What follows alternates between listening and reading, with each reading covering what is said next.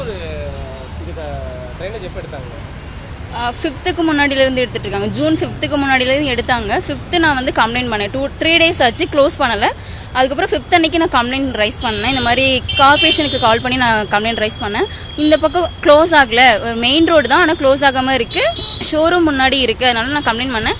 அவங்க first day ஓகேன்னு சொல்லிட்டு கண்டுக்கல. செகண்ட் டைமும் நான் கூப்பிட்டு கம்ப்ளைண்ட் பண்ணேன். 2 daysக்கு அப்புறம் கம்ப்ளைண்ட் பண்ணேன். அப்பயும் அவங்க கண்டுக்கல.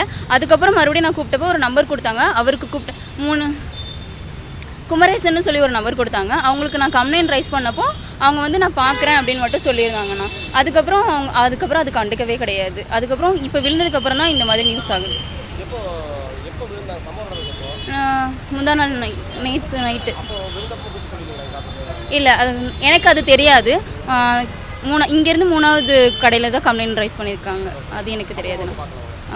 அப்பயும் வந்து பார்க்கல. டிஸ்டர்பன்ஸுங்கிறத தாண்டி இப்போ நான் வந்து சர்ச் பண்ணிட்டு போயிட்டுருக்கேன் எந்த கடையில் எதை வாங்கணும் அப்படிங்கும்போது. சப்போஸ் நான் வந்து அது கவனிக்கலைன்னா விழுந்திருப்பேன், நான் டெஃபினட்டாக விழுந்திருப்போம். இது வந்து மிகப்பெரிய அபத்தமானது. அது சிட்டியில் இப்படி இருக்கிறது மிகப்பெரிய கேவலமாக நினைக்கிறேன். அவ்வளோ சேஃப்டி பண்ணி வச்சுருந்தோம். அது பழக முடிஞ்ச கூட ஒரு ஆள் விழுந்திருக்கு. என் பேர் தாஜ். ரொம்ப நாளாக இது மாதிரி கிடக்குதுங்க. இது வந்து என்ன ஆச்சுன்னா, மழை பெஞ்சு தண்ணி மேலே வந்துச்சுனாக்கா, நல்லா ஃப்ளாட்டாக ஆச்சுனாக்கா ஒன்றுமே குழி இருக்க தெரியாது.